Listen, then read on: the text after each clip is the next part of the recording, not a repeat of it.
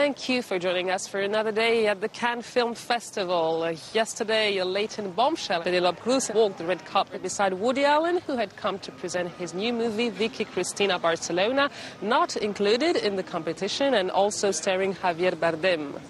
It seems that Woody Allen has ended his love affair with Manhattan. His latest movie, Cassandra's Dream, took place in London. This time, the set moved to Barcelona, where the main characters of the movie live a series of romantic adventures. But you do have talent. No. Yes. What's my talent? You take beautiful photographs. That's true. She always takes pictures that she hides from me. No, that's because they're nothing. How do you know I take pictures? I found them in your luggage. You went through my luggage? Of course I went through your luggage. First night I was in the house, I didn't trust you. I didn't believe you were who you said you were. I wanted to know who was really sharing the bed of my ex-husband. What? Who knew what I would find there? How could I be sure you were not going to hurt me? After all, I had thoughts of killing you. On to the competition with a movie that both the public and the critics are raving about. 5 years after winning the grand prize of the jury for Uzak, the Turkish director Nuri Bilge Ceylan is back in Cannes with his latest film, Three Monkeys. It's a story of family, betrayal and vengeance. Eyüp, the chauffeur of a prominent politician, is serving a jail sentence in the place of his boss, who uses his absence to seduce his wife. Among the silence and the broken dialogue, the family slowly dissolves. Before we meet with Nuri Bilge Ceylan, here's an excerpt from Three Monkeys.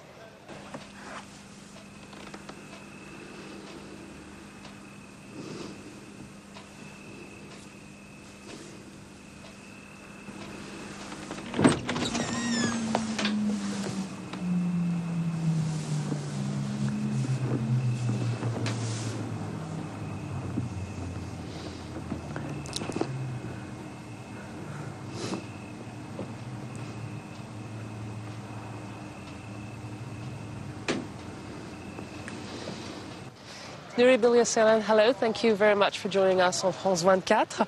How do you explain the somewhat enigmatic title of the movie, Three Monkeys? Three Monkeys, in the Western meaning, is used to express our pretensions.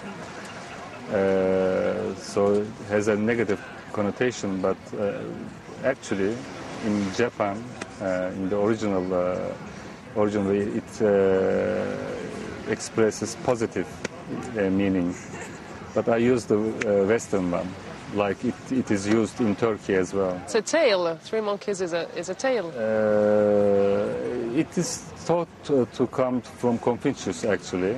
Then it passed to Japan, and now all over the world it is used. And I think in the family they are having many pretentious behaviors, not to see, not to hear, you know. So I thought it is suitable to the film. So the family portrait you depict is deeply cracked. Why does everything happen in silence, where the dialogue is heavy with what isn't being said? I don't know, but everything is hidden. What isn't being said, you know, I believe. So the dialogues in the film should be not so important, you know, should be daily dialogues and shouldn't carry that much information, I believe. And the audience, I think, like in the life, should be active to get the reality, to get the truth. So I try to put the meaning in the silent parts and in some small details because of that. So it's really a story of betrayal, of vengeance, some emotions pushed to the extreme. Were you inspired by Greek or Shakespearean tragedy? Not really, not really. So what influenced you to tell this story? I wanted to express something about the sacrifice of fathers for their son. But of course, with time, the script is changed, and finally, it is this one. We were 3 people. For the first time, I'm not alone in the script. And first we developed a script with my wife, and then the third person joined us.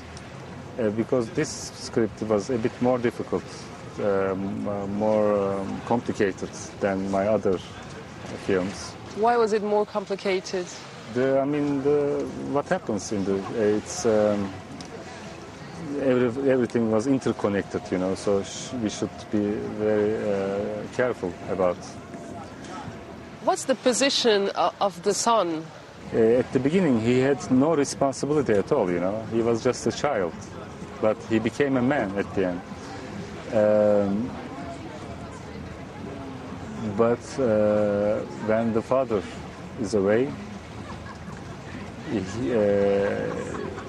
all the responsibility was on his shoulders, and after he see the mother in that position, and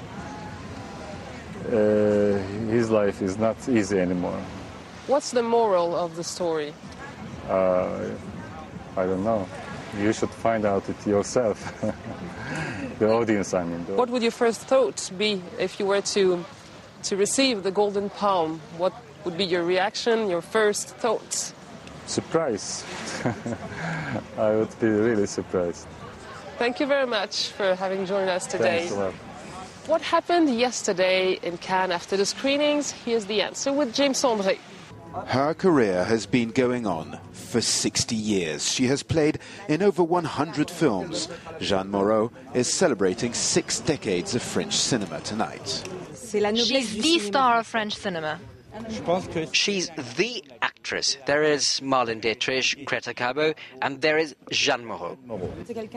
She'll always stay young and maintain her love of films for her radical roles.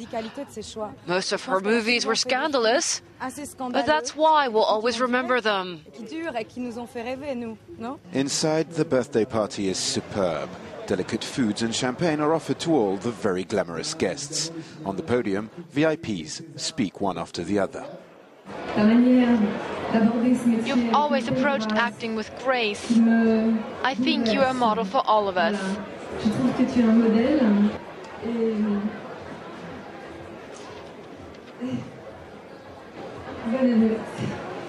The last word is left to Jeanne Moreau. Drink, eat, enjoy the party, and see you later. In one word, let's have fun.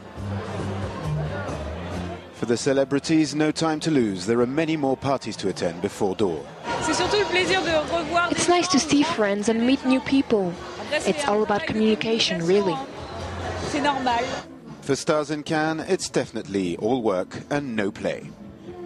That's all for today. Thank you very much for joining us, and see you tomorrow on the Riviera for another update of the screenings and the festivities of the Cannes Film Festival. Bye-bye.